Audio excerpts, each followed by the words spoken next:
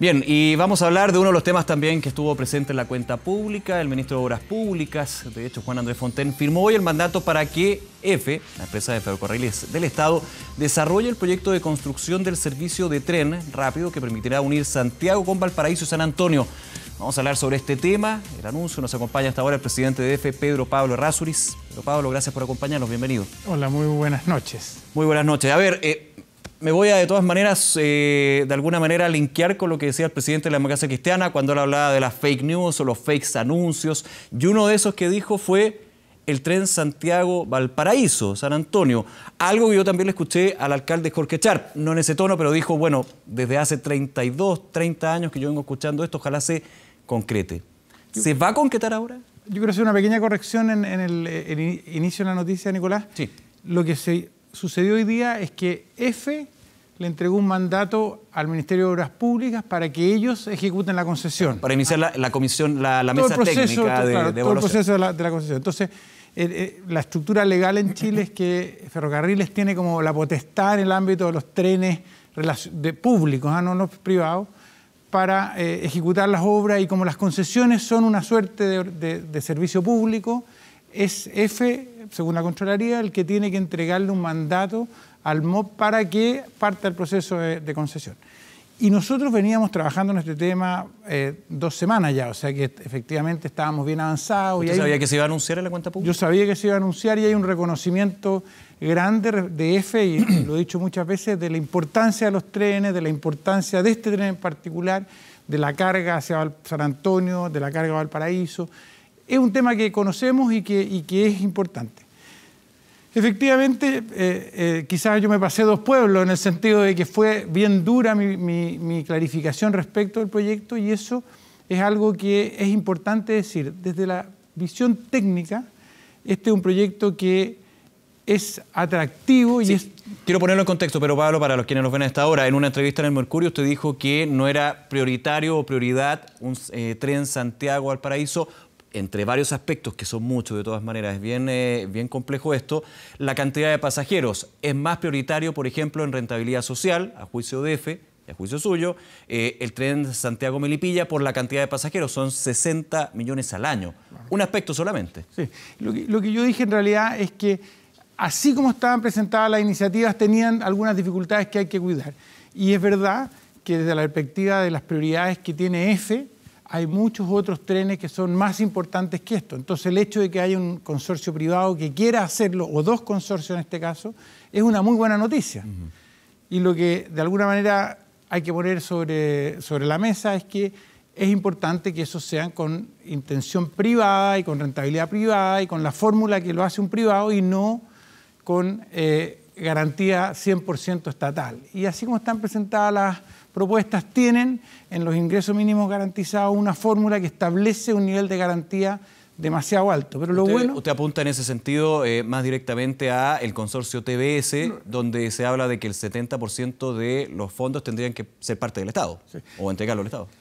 Ambos consorcios. Lo que pasa es que TBS es más claro en lo que plantea. TBS dice el 70% descontado al 7% más los costos operacionales, que eso significa el 170% de la inversión más los costos operacionales. Solo pensando en una inversión de 2.400 millones de dólares aprox. Exactamente. El otro consorcio también dice un 70% de los ingresos que ellos estiman, que también implica una fórmula que, en opinión de los expertos que hemos visto en EFE el tema, es alta. Y por eso es importante decir, me parece muy bien que el proyecto avance, estamos muy contentos con el proyecto, es una necesidad, una realidad. Es importante que sean los inversionistas privados los que lo están impulsando, y que, de acuerdo con lo que ellos han dicho, no requiera aportes del Estado. O si los requiere, que también es una posibilidad, sean aportes que sean razonables y que no pongan en riesgo el proyecto fruto de que sea muy alto. Ahora, la pregunta, y no solamente para este tren, sino para otros proyectos que también están muy ambiciosos y en la carpeta, y ambiciosos también para la ciudadanía. ¿Es posible tener trenes que, no sé si la totalidad, pero en su gran porcentaje, sean privados?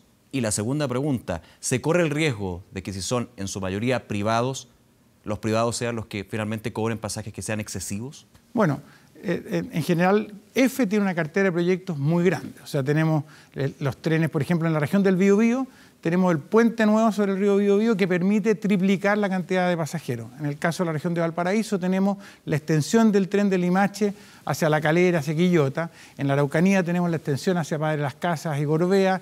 En la región metropolitana tenemos Melipilla, tenemos Tiltil. O sea, hay una cartera muy importante de proyectos del Estado que van... Y estos proyectos tienen rentabilidad social, por lo tanto son difíciles desde la perspectiva privada, porque mueven un mundo de pasajeros muy grande, pero con tarifas que son atractivas y por lo tanto hacen difícil la rentabilidad. Claro.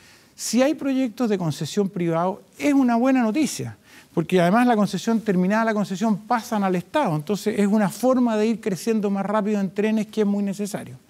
Lo que sí es importante... ¿Se puede ampliar la concesión? Eso sí. Generalmente en los contratos se da la posibilidad de mantener una concesión, de aumentar el tiempo de... Efectivamente, privado, digo. Pero el concesionario tiene obligación de definir las tarifas, no puede, y ya tenemos la experiencia de la autopista, así que sabemos que hay que ser cuidadosos en ese ámbito.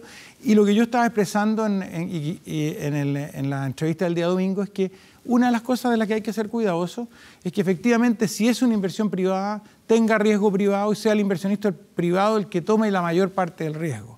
Y que no suceda que terminemos en un proyecto en el que el riesgo lo toma el Estado, aunque la inversión la hace el privado. Y eso, claro, usted lo calificaba como inaceptable ese tipo de condiciones. Lo que pasa es que lo que era inaceptable, en mi opinión, y eso la palabra inaceptable no sé si es la más adecuada, porque es un poco más dura de lo necesaria. Pero finalmente el Estado tiene que correr con todos los gastos y con todo el riesgo de la inversión que hay un privado involucrado. Así como están los ingresos mínimos garantizados hoy día, en el caso de un consorcio, es el 170% de la inversión más los costos operacionales, y en el caso del otro consorcio es el 70% del total de los ingresos, que son muy altos. Entonces, eso es parte de lo bueno que el MOP eso lo va a estudiar, lo pone en los estudios completos y va a definir bases de licitación que garanticen o que den la tranquilidad de que no haya una toma de riesgo muy alta por parte del Estado si es una inversión privada. Claro, hay varios anuncios en términos de infraestructura. Quizá el que suena más fuerte, con más potencia y con más aplauso fue Santiago Valparaíso, San Antonio. Pero en la cuenta pública, yo sé que usted no es el que escribe lo que dice el presidente de todas maneras, pero no se mencionó, por ejemplo, el Santiago Melipilla. Entonces a algunos les dio la duda, ¿está poniendo más prioridad al Santiago Valparaíso que el que anunció con bombo y platillo hace 2 semanas solamente? Bueno, en esto hay un juego de que, oye, ya lo anunciaste, no lo vuelvas a anunciar, siempre, no estoy seguro de que no lo haya mencionado, yo creo que sí lo había mencionado, pero si es que no se mencionó, no me acuerdo efectivamente, también pasa que, como lo acababa de mencionar, es tan atractivo, el presidente está tan convencido con el Santiago Melipilla, lo dijo con tanta claridad cuando se aprobó el estudio de impacto ambiental y además a nosotros nos ha metido tanta presión para que avancemos, que efectivamente te puedo transmitir la tranquilidad de que ese proyecto es un gran proyecto. De verdad, en términos ciudadanos, es el mejor proyecto de la historia de Ferrocarriles. Ferrocarriles mueve hoy día 47 millones de pasajeros y ese proyecto en sus primeros años va a estar moviendo 60 millones de pasajeros. O sea, y la calidad de vida, sacábamos la cuenta que significaba ahorrarse 22 días al año a los habitantes que vienen y que lo usen por el ahorro de tiempo de viaje. Así que hay un convencimiento total, no solo eso, sino que vamos a iniciar con fuerza otros proyectos adicionalmente. En el caso del tren a Batuco-Tiltil, estamos empujando para que tener el estudio de impacto ambiental aprobado a comienzos del próximo año. La verdad es que el presidente tiene un convencimiento muy fuerte. Me llamó varias veces a propósito de lo que iba a decir con los trenes, porque está muy entusiasmado por la transformación ciudadana que producen. Y el proyecto Santiago Valparaíso es muy importante, tiene un sentido ciudadano muy fuerte, pero a mí me parece que es importante que EFE ponga la claridad en aquellos puntos en los cuales hay que ser cuidadoso para no cometer errores. Y ahora, ¿cuál es la forma como uno lo dice? ¿En qué momento lo dice? Bueno, eso puede ser una oportunidad de mejora, pero la verdad es que en trenes hay... A mí, por ejemplo, el puente sobre el Biobío, que permite que aumentemos las frecuencias hacia Coronel, que permite que extendamos hacia Lota, que permite que movilicemos personas también hacia el norte de la ciudad y de la región.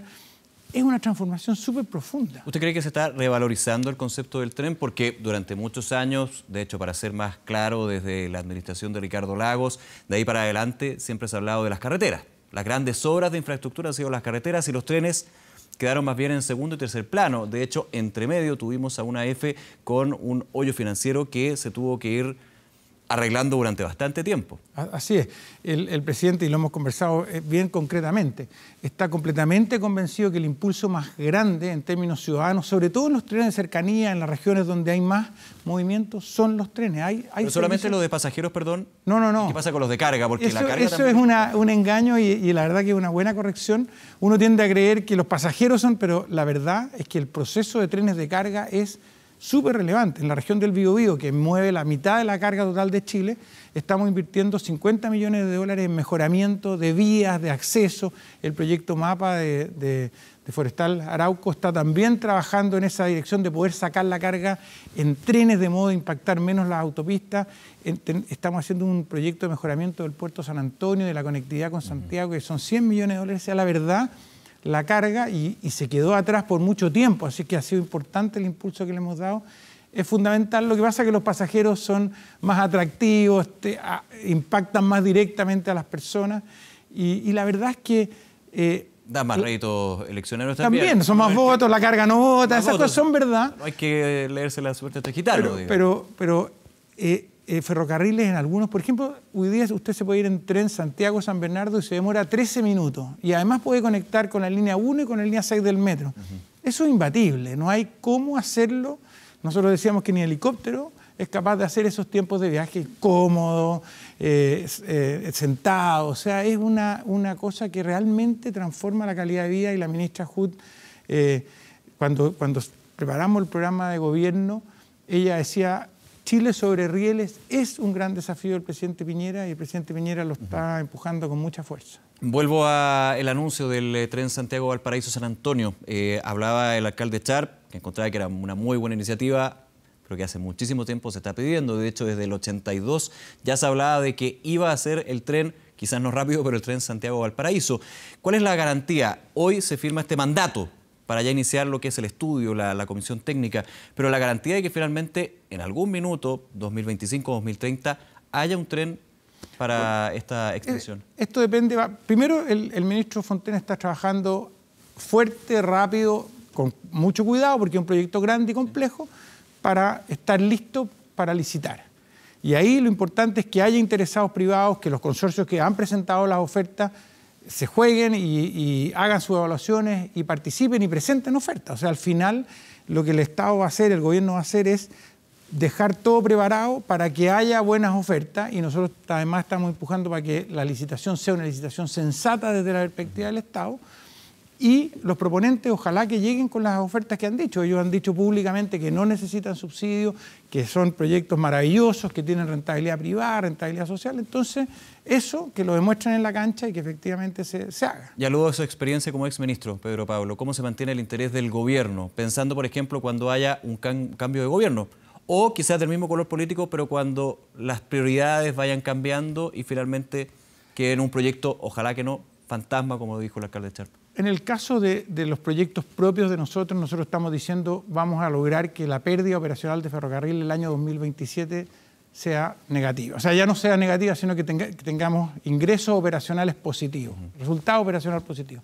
Y eso creo que es un impulso muy positivo. En el caso de este proyecto, si el proyecto avanza bien, si las bases de licitaciones están bien hechas, es difícil de entender que un futuro gobierno no quisiera mantener el impulso que se necesita. Además, el presidente espera tener lo suficientemente avanzado el proyecto como para que el compromiso ya esté tomado y sea cosa de ejecutar por parte del privado.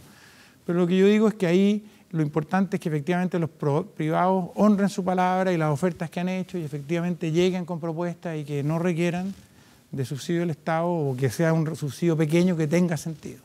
Bien, Pedro Pablo Errázuriz, presidente de EFE, nuevamente muchísimas gracias por acompañarnos. Muchas gracias. Que esté muy bien.